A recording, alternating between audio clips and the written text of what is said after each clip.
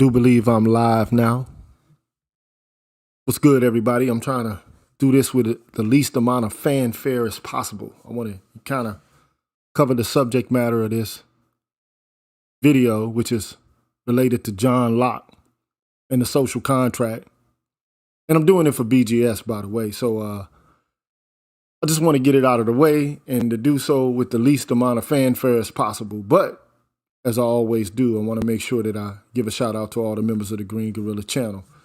So shout out to Scott Haywood, Black Swerve 404, Black Uru Strikes, Dr. Thunder, Dr. Tree 33, Rais Morjeeg, Leroy Honeycutt, Show Me, The Thinker, Broken Blade, Javon Thompson, Life of Commerce, Travis King, Supertech, Waffle Weave, Kisses from Afar, 77 Base X, Brian McMurray, Apex Prowler, K-Ron S, Anthony Davis, BGS Ibmore, Professor Carl Tone Jones, Artisan MC, Damon Brown, Donnell 360, Herbert Lewis, Seventh Coast Dojo, Roguish Sun, Pulpit 28, Michael Ross, Charles Rogers, Papa Didas, B. Hillfire, Rick Ross, Sandra Jean, Brotherly Love, Charles Gilmore, Patricia Colley, 7 Cupid, Kwaku Asasi, Gregory Oliver, Greg, Barry Little, Alan Wiley, Mr. Valentino, Jason Hales, Black Men Being Brutally Honest, Omni Americana, Cameron 87, Deshaun Nolly, Brian Peaks, Nelso, Kareem, Doc LaRock, J. Charles, Mark Holt, Lee Ways, Jeffrey Speed, The Face, Mark Swift, Odd Collard, Nana Watts, HipHop.CATV, Coach DC, Kashif Caldwell, Nichita, Mr. Blue Collar, Barnolas, I'm Just Jules, TD Hip Hop Media, Drew Main, Mr. Heat, Sir Anthony, MLR, Universal 178, Rashid Barnes, Aaron Smith, DH, C-Truth the Revelator, Gold Professor, Aaron Infinite, Dr. Tiasan Johnson, Kalon Jakala, Ricky Dawson, Cedric Bowman, True 7360, BK Born Shaheed, James Washington, Hostile Adept, W. Pierre 1, Marvin Battle Jr., Forrest Windu, can't forget him, Kevin Marchbank Owens, William Joyner, Javon Thompson, Tyrone Hampton, Jules Winfield, Romello Scuggs, Dornell Smith, Excalibur, Jason Warren, Anu 219, Pursuer Prisoner, Taz, Dragon 59, Supreme Ibmore, Adrian Hicks, Jay Bailey, Mr. Michi Momal, and the Sangwa. Shout out to y'all, man, for supporting the Green Gorilla channel. And, you know, I just wanted to put that out there, man. Shout out to y'all, bro. And I'm trying to do this, and I'm trying to be low profile on this one. You know, this is not a video that's going to be about a whole bunch of hooping and hollering and, you know, basically stigmatizing and talking nasty about black women and a whole host of other things that's taking place in our culture, which, I mean, a lot of people find entertaining. But I'm, you know, beginning to develop a new phrase like WNN. What's next, nigga? I mean, after all that shit is done, after you expelled all of that energy and you've emoted about it, you know, WNN, what's next? What's the next move then? Because you already know what the issue and the problem is. So what's the next move? What's, you know, WNN? But anyway, before I get too sidetracked, you know, I was basically the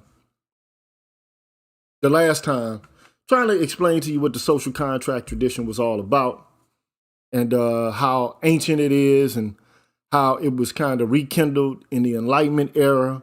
And typically when you talk about the social contract tradition, you're talking about the big three: Thomas Hobbes, John Locke, and Jean-Jacques Rousseau.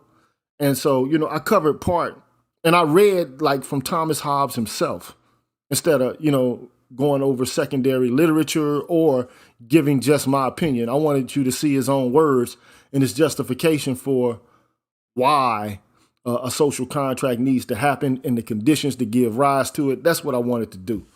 And so I think I did that to some degree, but it was, you know, incomplete. And so I'm going to complete the Thomas Hobbes section and then roll into John Locke. And then the show after that, I can begin to, you know, kind of more accurately answer BGS's question. And then I'll add an extra layer on top of it. But yeah, so what is the social contract? It basically, a contract of a social kind basically occurs between the government and the people. And it's a situation in which the people agree to give up some of their freedom so that the government can agree to protect everyone's rights, which they have by nature. Okay. So, you either consent to this explicitly or you tacitly, consent to this contractual arrangement, right? And again, it involves you surrendering certain parts of your freedom.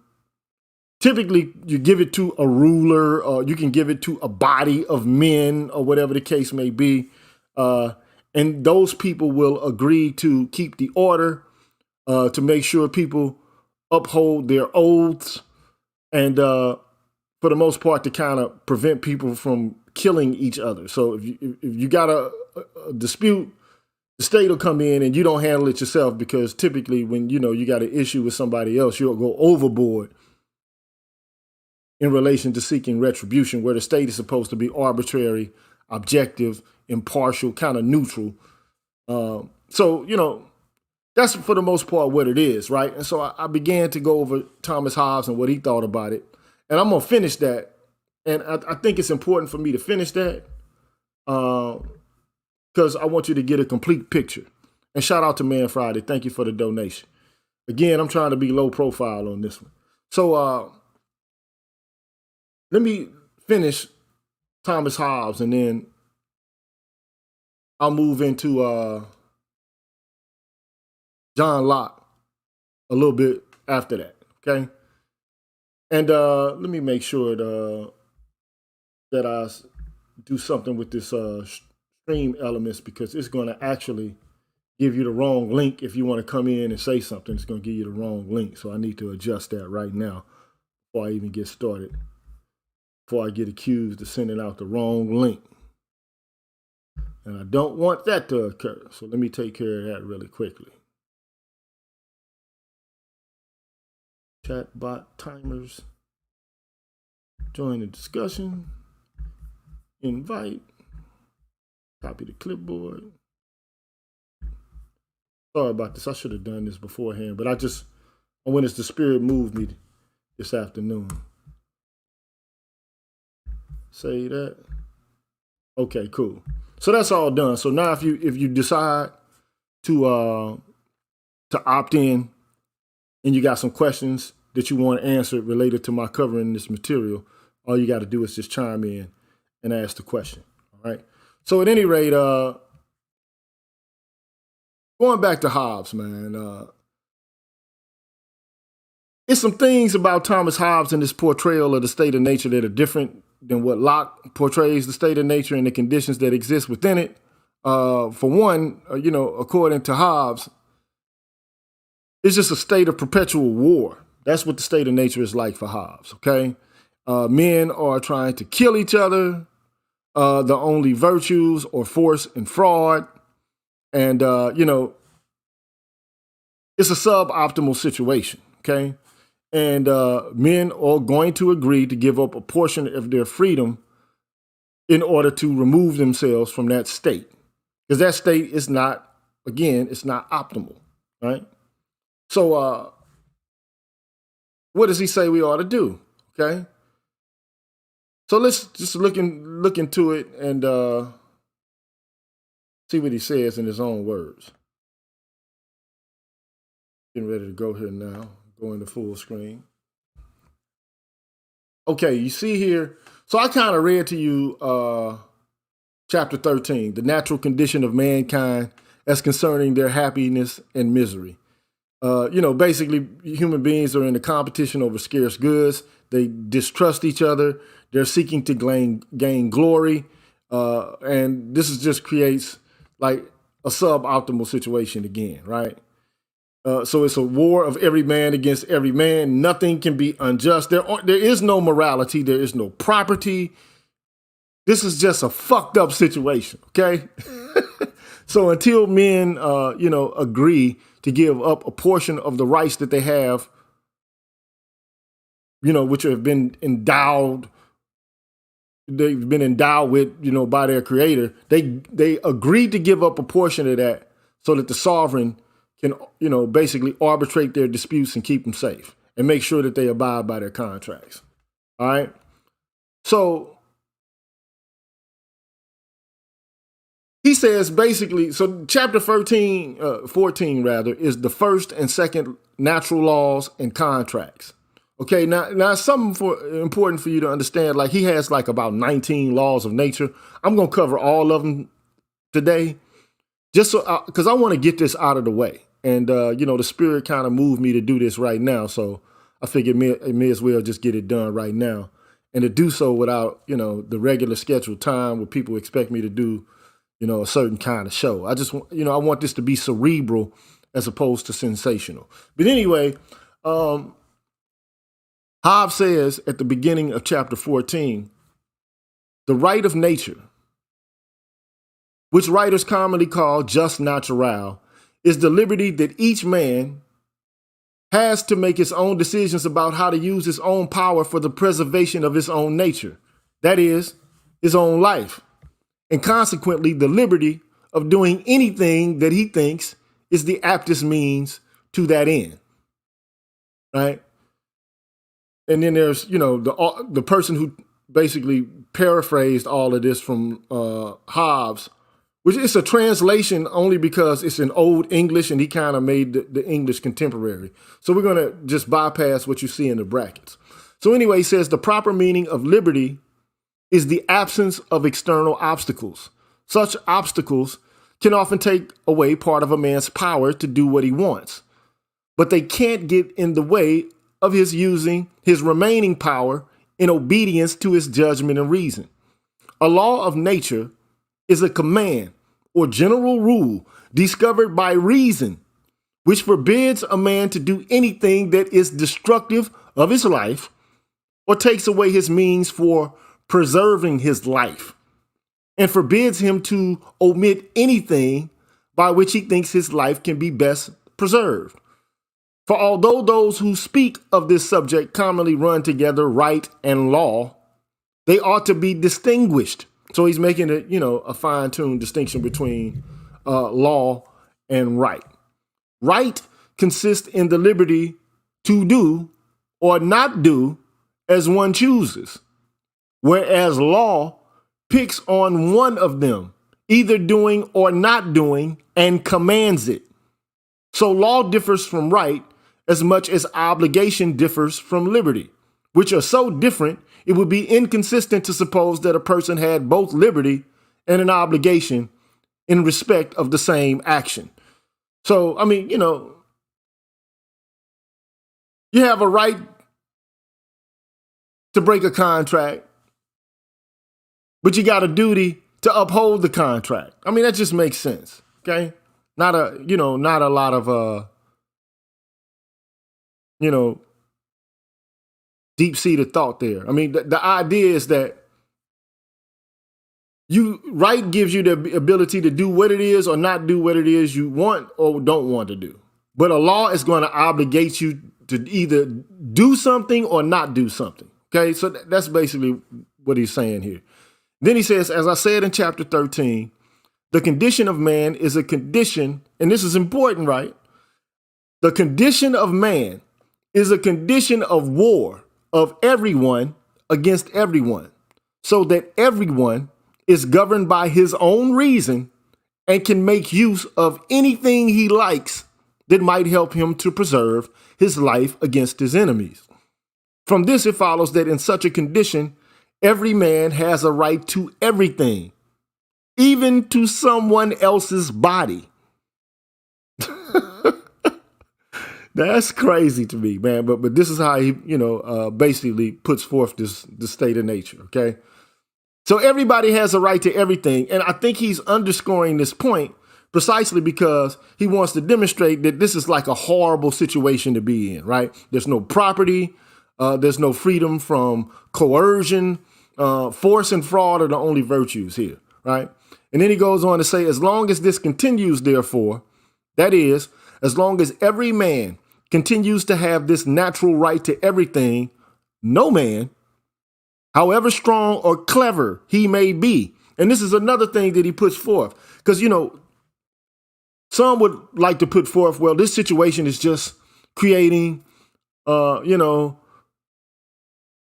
Well, some people would actually prefer this, this condition to that of civil society, especially if they have the power to, exert force and fraud without having to suffer the effects of force and fraud themselves, right? But he's coming here at this juncture and saying it doesn't work that way, okay?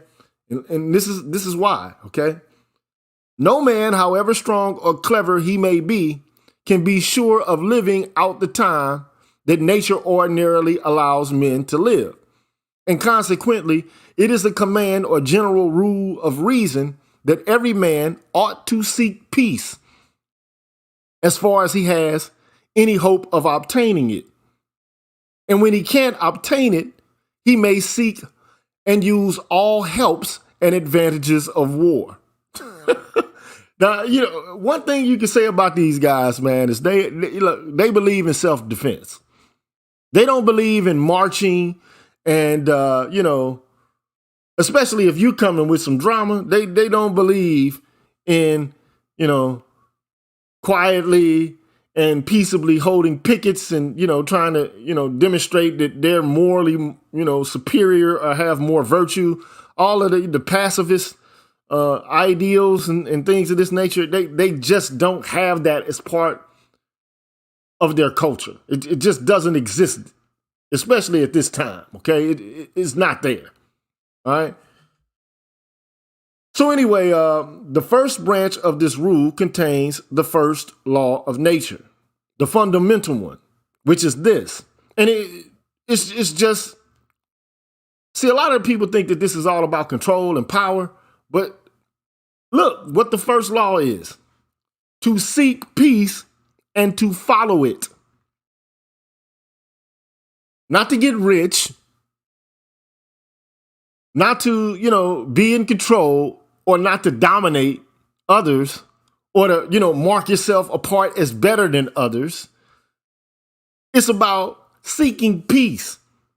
That's the first law of nature, to seek peace. Not to seek as much shit you can get, not to seek as much control as you could have, not to be, the big dog pissing on all the little dogs. That's not what the goal is. The goal is for peace, right? The second branch contains in summary form, the right of nature, which is the right to defend ourselves by any means we can. From this fundamental law of nature, by which men are commanded to seek peace, is derived the second law. And this is the second law of nature. When a man thinks that peace and self-defense require it, he should be willing, when others are too, to lay down his right to everything, and should be contented with as much liberty against other men as he would allow other men against himself. So in other words, this is the part of the contract where you say, look, I'm going to give up a portion of my rights if other men agree to do the same and abide by this new, modus vivendi, this new compromise, this new contract, this convention, so to speak, right? Because he says, for as long as every man maintains his right to do anything he likes, all men are in a condition of war. But if other men won't also lay down their right, there's no reason for him to divest himself of his. So if you find yourself in a situation where, you're required to give up your rights, but everybody else is just holding on to theirs and they're doing whatever else it is they want to do, then you have no obligation to abide by the agreement, right? If he alone gave up his rights, that would be to expose himself to predators, which no man is obliged to do, rather than to dispose himself to peace. This is the law of the gospel. Whatever you requires others to do to you, do it to them. And this law of all men, quod tibi fieri non vis alteri nesficeris. Don't do to others what you don't want done to you. Okay? And so, there's some pages omitted here because, he probably goes into some big spiel about the gospel, which is not important to what it is here we're trying to accomplish, which is for you to understand the general thrust and the scope of Hobbesian's arguments, okay, of Hobbes's argument related to why we should give up a portion of our rights to the state, right? Then he goes on to say other laws of nature. From the second law of nature, which obliges us to transfer to someone else any rights of ours, the retention of which would hinder the peace of mankind, there follows a third. Men should perform the covenants they make. And this is important, and this is why a lot of what's happening contemporarily in our culture is going down the hill. People are just not living up to the covenants that they make. This is very important. Now, when you start to see people make light of, agreements that they, enter into, and they take light, what it is that they make an oath about, then you're beginning to see the social contract unravel at the seams. That's just my opinion. But anyway, men should perform the covenants they make. Without this, covenants are useless or mere empty words, and all men retain the right to all things, so that we are still in a condition of war. This third law of nature is the source of justice. When no covenant has been made, no right has been transferred. So every man has a right to everything. So no action can be unjust. And this is another important thing that I want you to understand about Hobbes. There is no morality in the state of nature. There's no property in the state of nature. There are nothing other than these natural laws, okay? No justice, no injustice, no morality, no right nor wrong, right? No property, all right? But when a covenant is made, to break it is unjust. And the definition of injustice is simply the non-performance of a covenant. And whatever is not unjust is just. And then he goes on to talk about what he said prior. As I said in chapter 14, covenants of mutual trust are invalid when one party fears that the other party will not perform. Although the origin of justice is the making of covenants, there can't be any actual injustice until the reason for such fear be taken away. And this is, ultimately he's saying, look, if I'm afraid that you're going to break your agreement, right? There can't exist a situation of injustice. If I believe that when you make an agreement with me that you're not going to carry it out, we really don't actually have an agreement.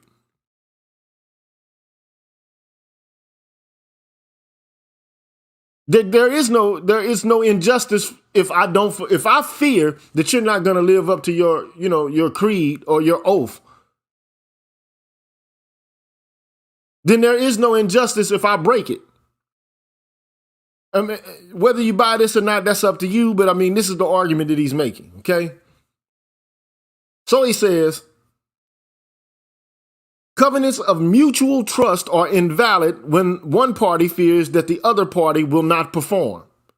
Although the origin of justice is the making of covenants or contracts, there can't be any actual injustice until the reason for such fear be taken away, which can't be done while men are in the natural condition of war. So the labels just and unjust can have application only when there is some coercive power to compel all men equally to perform their covenants through the terror of some punishment greater than the benefit they expect from breaking their covenant, and thereby to ensure that men get the benefits they contract for, this being their compensation for giving up some of their rights.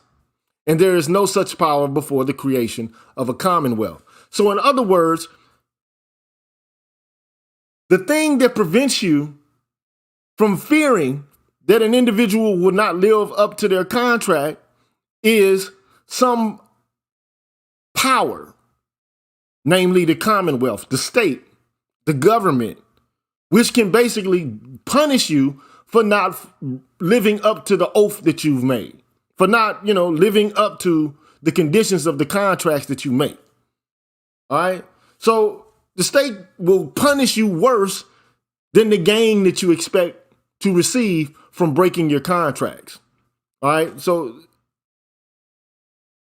that's the third law of nature. The men should perform the covenants they made. Now, he goes on to further say, this can also be gathered from the ordinary definition of justice in the schools, for which they say justice is the steady willingness to give every man his own. Where there is no own, that is, no property, there is no injustice. And where no coercive power has been set up, that is, where there is no commonwealth, there is no property.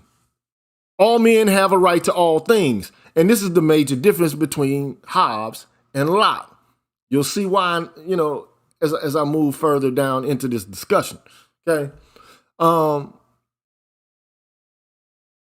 Therefore, where there is no commonwealth, nothing is unjust. So that justice consists in the keeping of valid covenants, but the validity of covenants begins only with the setting up of a civil power sufficient to compel men to keep them. And that is when property begins, or when property also begins, okay? And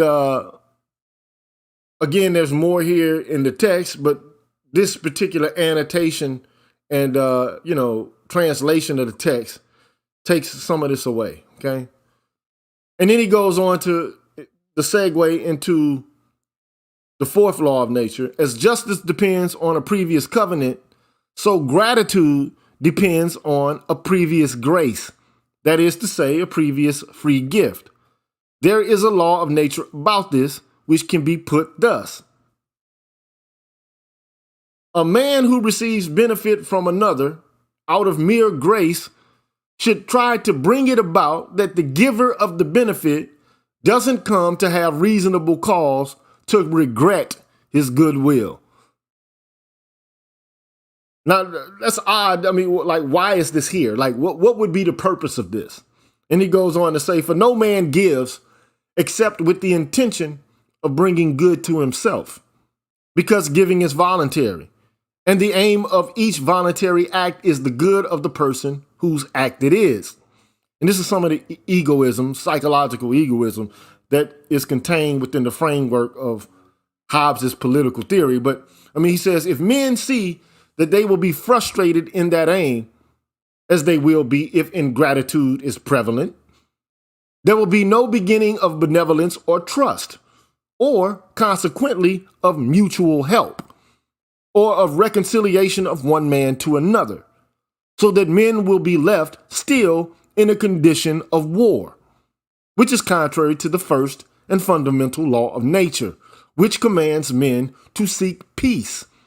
The breach of this fourth law is called ingratitude.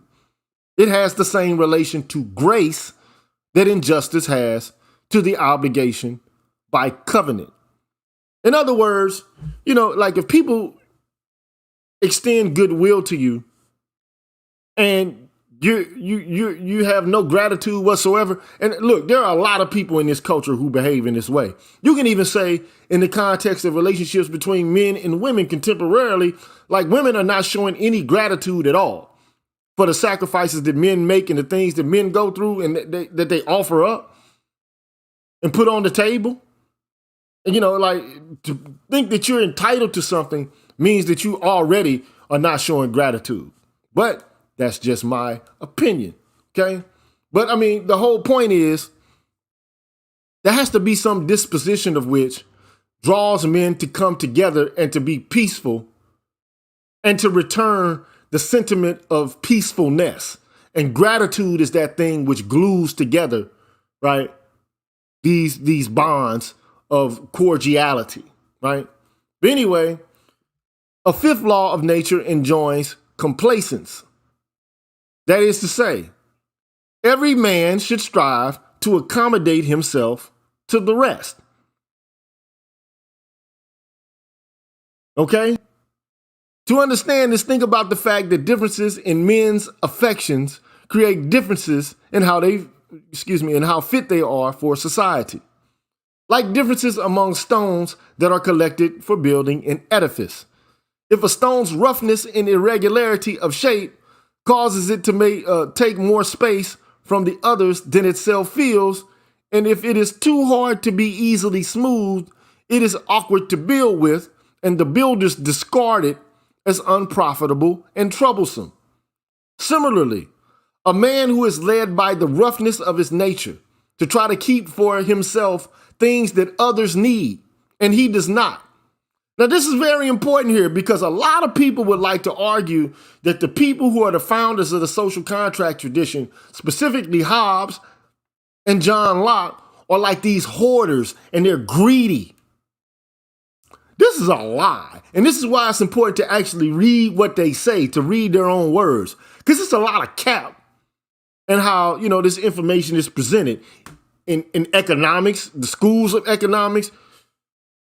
They should be required to read this and not, read secondary literature about it. They should actually read the text themselves. But that's just my opinion, okay? Anyway, he's basically saying men should strive to accommodate themselves to each other. Each man should strive to accommodate himself to the rest, not to try to establish himself as a fucking alpha, not to be the big dog, but to accommodate himself to everyone else. Again, all this alpha shit, if you look at what he's saying, every man seeking to be the big man and to take care of business for himself by himself creates a condition of war. All this alpha shit leads to you getting fucked up in a condition of war. It's suboptimal. It's uncivilized. Is how it would be characterized. It's not optimal, okay? So anyway, he goes on to say, foreseeing that every man is supposed, not only by right, but also by necessity of nature, to do all he can to obtain what he needs for his own survival, anyone who goes against this in order to have things he doesn't need is guilty of the war that his conduct will start. Now, notice that right there. Like this shit always is like passed and glossed over by contemporary economists, conservatives, people who draw upon this tradition.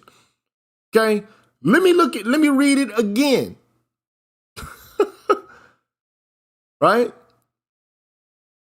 Foreseeing that every man is supposed, not only by right, but also by necessity of nature, to do all he can to obtain what he needs for his own survival, anyone who goes against this in order to have things he doesn't need is guilty of the war that his conduct will start. And that is contrary to the fundamental or first law of nature, which commands the pursuit of peace. Those who observe this fifth law may also be called sociable, and those who break it may be called stubborn, unsociable, perverse, intractable. Okay? Then he goes on to say there's a sixth law. There's 19 laws of nature, so I'm going to go through them all. I done started now, so I'm going to finish it. Okay? The sixth law of nature. And I don't think this sixth law of nature exists within contemporary Western culture. I just don't. I'm being like absolutely honest about this. Right? A man ought to pardon the past offenses of those who repent their offenses, want to be pardoned, and provide guarantees of good behavior in the future. For pardon is simply the granting of peace. If granted to people who persevere in their hostility, it isn't peace, but fear. But if it is not granted to people who give guarantees of their future conduct, that is a sign of aversion to peace, and is therefore contrary to the first law of nature. In other words, find a means by which to pardon past offenses. Now, one can argue, okay, well, We just gonna hold on to them all. Well, okay. Well, you're back into a state of war. Now, I mean, again, a lot of this requires mutuality in a way that's idealistic. But I don't even want to get into that. I want to get through this. Okay. So anyway, he says the seventh law of nature in revenge. That is returning evil for evil. Men should look not at the greatness of the past evil, but the greatness of the future good. This forbids us to inflict punishment with any purpose other than to correct of the offender or to direct others. This law follows from its immediate predecessor, which commands pardon when there is security for the future. Besides, taking revenge without thought for the example that is being set or for the profit that will come from it is triumphing or glorying in someone else's pain, and is doing so without aiming at any end. For the end is always something in the future, and glorying to no end is vainglory and contrary to reason. And to hurt without reason tends to start war, which is against the first law of nature. Such conduct is commonly called cruelty. So in other words, don't seek revenge. Okay? Because all signs of hatred or contempt provoke men to fight. And this is one of the reasons why I was like, man, let's call for peace in the manosphere. A lot of people want to be contrary here. I know where this shit leads, okay? You keep disrespecting an individual. You say that you're civilized. You say you're a gentleman and all of this. Actually, you're an asshole, and you're looking to get your ass stumped into the ground. That's just my opinion about it, but, I digress. Anyway, and this leads to the eighth law of nature, all right? Because all signs of hatred or contempt provoke men to fight. As most men would rather risk their lives than not to be revenged, we may set down this command. No man should, by deed, word, facial expression, or gesture, express hatred or contempt of someone else. The breach of this law is commonly called contumely, gratuitous insult. Meaning, like being an asshole, like, saying things that are unnecessary to say about other men and their reputations. Okay? The question of who is the better man has no place in the raw condition of nature, where I have shown all men are equal. The inequalities that now obtain between men have been introduced by civil laws, okay? And this is another important thing. There is no inequality in the state of nature. Inequality is the byproduct of civil society itself. That's where you start to get inequality, okay? Then he goes on to talk about Aristotle. I know that Aristotle, in the first book of his Politics, bases his doctrine on the thesis that some men are by nature more worthy to command, others more worthy to serve. He took the former to be the wiser sort, and thought his philosophy showed him to be one of them. The latter were those who had strong bodies, but were not philosophers as he was. He was implying that the line between master and servant or slave is drawn not by the consent of men, but by differences of intellect, which is not only against reason, but also against experience. And so what he wants to, another thing that he does is he says, look, all of this idea that there's a natural right for a certain group of men to rule others based on intellect, not so. This is what he's saying, all this aristocratic thinking. Some people are better, more well-equipped to rule, others more suited to be ruled. This is one of the things that the social contract tradition is arguing against, this whole aristocratic idea, okay? So anyway, he was implying that the line between master and slave is drawn not by the consent of men, but by differences of intellect, which is not only against reason, but also against experience. For very few men are so foolish that they wouldn't rather govern themselves than to be governed by others. Listen to that again. There aren't too many men who are so foolish that they wouldn't rather govern their own affairs than to be governed by somebody else. Given the option, look, I might not be the smartest, guy here. I might not be the brightest bulb on the Christmas tree, but I think I can handle it. I'll take it from here, buddy. Okay. Anyway, and when those who fancy themselves as very intelligent contend by force against people who distrust their own intellects, they almost never get the victory. So if nature has made men equal, that equality should be acknowledged. And if nature has made men unequal, it remains the case that men who think themselves equal will refuse to make peace treaties except on equal terms, and so their believed in equality must be admitted. And so I offer this, the ninth law of nature. Every man should acknowledge every other as his equal by nature. The breach of this command is pride. Okay? From this law, there follows another. At the entrance into conditions of peace, no man should insist that he retain some right which he is not content to be retained by everyone else. As it is necessary for all men who seek peace to lay down certain rights of nature, that is to say, not to have liberty to do whatever they like, so it is also necessary for man's life to retain some rights.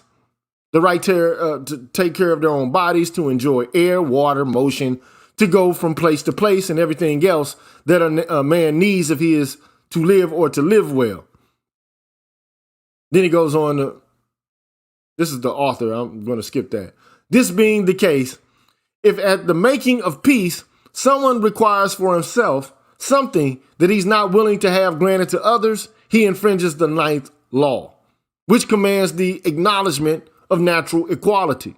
And so he also infringes the first or basic law of nature.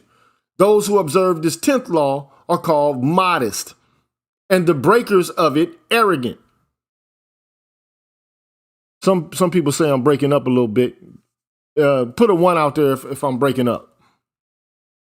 I'm going to pause for the cause for a second. And see what you tell me. Put a 1 if I'm breaking up. Put a 0 if I'm not. If everything sounds pretty good.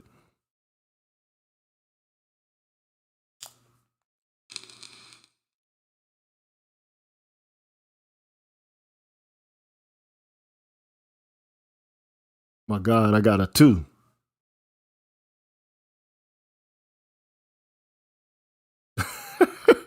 Come on, Will. Okay, most people say everything is good. Okay. All right, so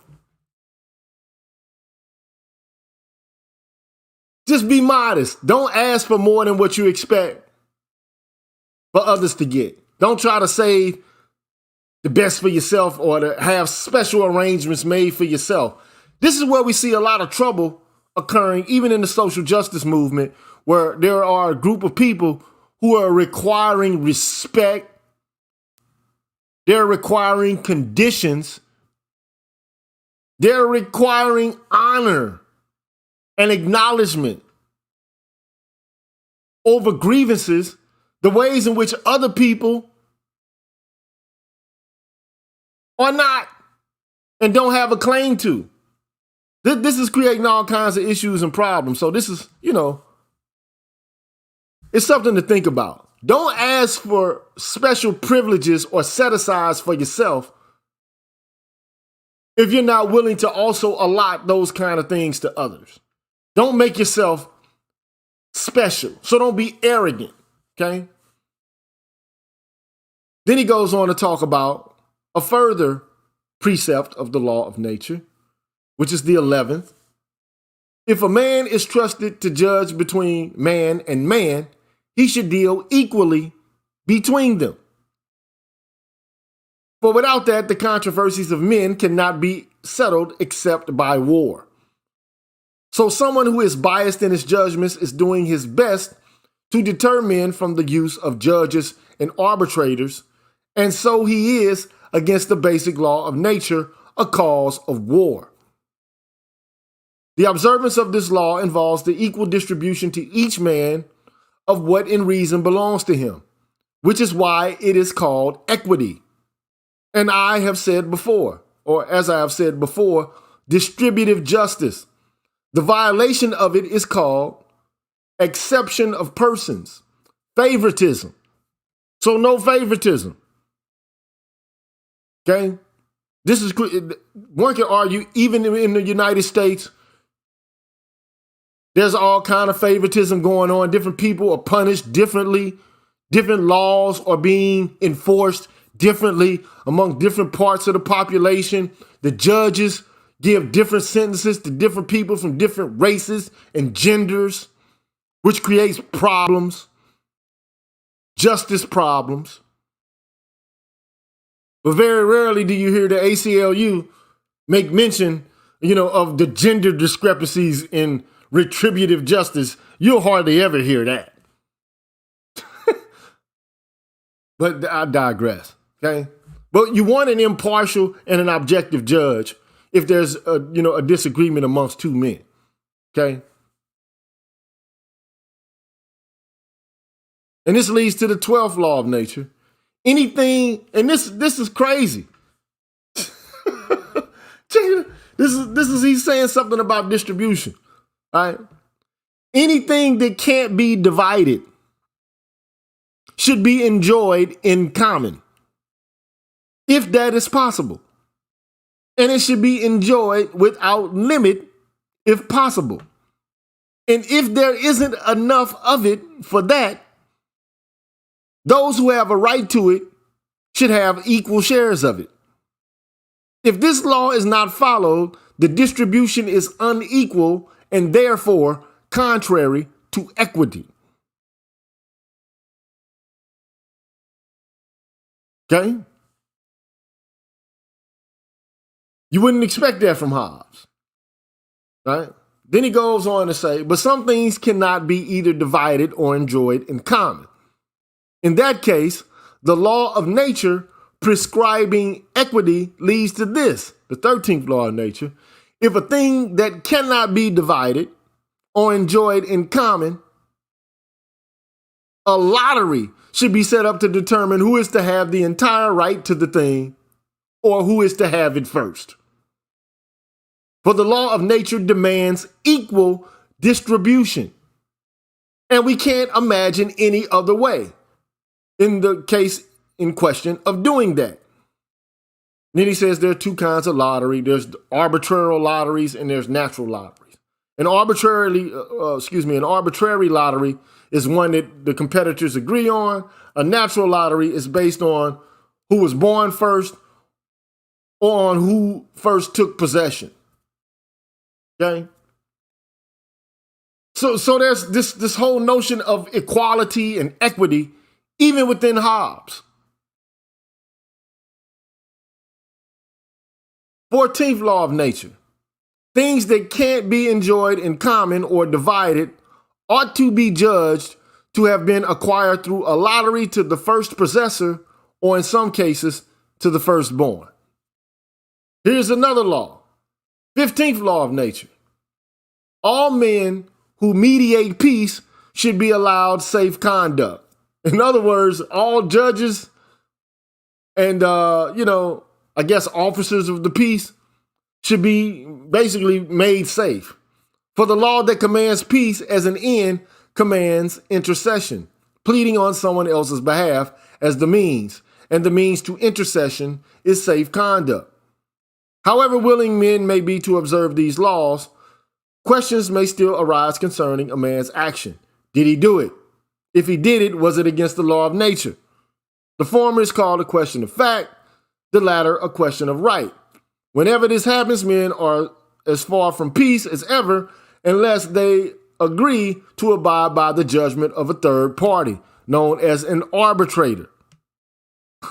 So those are judges, right? So we only got 19 laws. We're getting to the end of it, right? And seeing every man is presumed to do everything with a view to his own benefit, the 17th law of nature. No man is a fit arbitrator in his own cause, meaning you can't be the judge and the jury and the executioner. You have to have a neutral party settle disputes, okay? So if there's a dispute between two men, some objective and impartial arbitrator has to come in and mediate the peace, okay? Or to make a judgment about who was wrong and who was right, okay? Even if a man were entirely suitable arbitrary in his own cause, the demand of equity that each party receive equal benefit implies that if one is allowed to be a judge, the other should be allowed also. And if that happens, the controversy, that is the cause of war, still stands, which is against the law of nature. Then the 18th law of nature. No man ought to be accepted as an arbitrator in any case where it seems that he will get greater profit or honor or pleasure from the victory of one party than from the victory of the other. That is because he has taken a bribe, an unavoidable one, but still a bribe, and no man can be obliged to trust him. So here again, if such an arbitrator is appointed, the controversy remains, and thus the condition of war remains contrary to the law of nature. And this is the last law of nature right here. The 19th law. The 17th and 18th laws are relevant to controversies of both kinds of fact and of right. One final law concerns the former, right? Controversies of fact. In a controversy of fact, the judge should not give more credence to one party than to the other. And if so, there is no other evidence he must give credence to a third person as witness or to a third and fourth or more. For otherwise, the question is undecided and left to be settled by force, which is contrary to the first law of nature. And then he says, those are the laws of nature which dictate peace as the means and preservation of men in multitudes. Their only concern is with the doctrine of civil society. There are other things tending to the destruction of particular men, for example, drunkenness and other kinds of intemperance, which can be counted among the things the law of nature has forbidden. But they are not relevant to my present concerns. This chapter may seem too subtle a deduction of the laws of nature to be attended by all men, most of whom are too busy getting food to understand it. I get what you're saying there, because people got to eat. Like all of this philosophy stuff is people aren't thinking about it. Okay. Thank you, Michael Ross. Appreciate that. Then he goes on to say, and the rest are too careless to think about it. However, these laws of nature have been contracted into one easy sum that can be grasped by even the poorest intelligence. Namely, don't do to someone else anything that you wouldn't want done to you.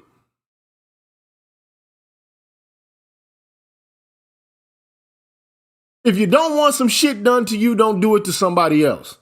Now, you're going to see this as a recurrent theme from all different kinds of thinkers, but you're going to see it from Thomas Hobbes, which you see it here now. You see it in Kant in relation to the categorical imperative. You're going to see it in Rousseau.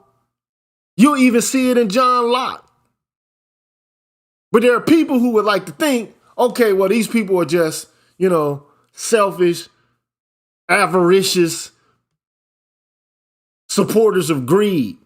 In fact, I think that they would be appalled at the present conditions that we see in relation to distributive justice in the Western world. That's just my opinion. That's a conjecture on my part, but I think it's a conjecture that can be supported by the literature. Because in the state of nature, you're not allowed to appropriate more than what you can use. And basically, one could argue if you try to take too much, such that other people are miserable in the society in which you live, then what's their reason for continuing to abide by the contract? There's no reason for them to continue to abide by it. If the nature of the contract is such that someone has so much more of an advantage than someone else, and they have so much to work with, and the others have so little, that can become a point of contention and lead to conflict and to the dissolution of the social contract altogether. But anyway, I just wanted to do this because, oftentimes people talk about these various philosophers and these traditions without looking at what they actually say. It's cool to look at the secondary literature, but it's even better to look at the primary source and to, extract from it what you will through your own powers of ratiocination and to see what they're actually trying to get at, the sentiment, the spirit of what they're actually trying to get at. Now, I'm going to break this up, man. I'm going to take a quick break, and I'll be back maybe about an hour or so. And I'm going to, I thought I would do this all in one setting, but it's like an hour. Look, I don't want to test the limits of your concentration. So I'm going to break this up. Again, I'm doing this for BGS. And the question BGS posed to me was, to what extent is Rousseau responsible for the French Revolution, and what impact does his philosophical musings have on, people who are advocates of justice contemporarily? Like, what effect has he had on the civil rights movement and, people who were advocates of that, form of political action, feminists, members of the LGBTQ community? Like, how indebted are they to Jean-Jacques Rousseau for their own, political practices and theoretical underpinnings? That's pretty much the general thrust of the conversation or the question as I gather it. Okay, but I'm gonna break for a little while, get something to eat, and then I'll come back and do this. I'll finish up, or begin the conversation with John Locke, and then tomorrow I can do more robustly what I want to do, which is basically answer that question that BGS posed to me. So I'll holler at y'all in a minute. Till that time, man. Peace. I should have put this, I'm gonna change the name of this from John Locke to Thomas Hobbes, part 2, so people aren't confused. All right. I'll holler at y'all in about an hour or two. Peace.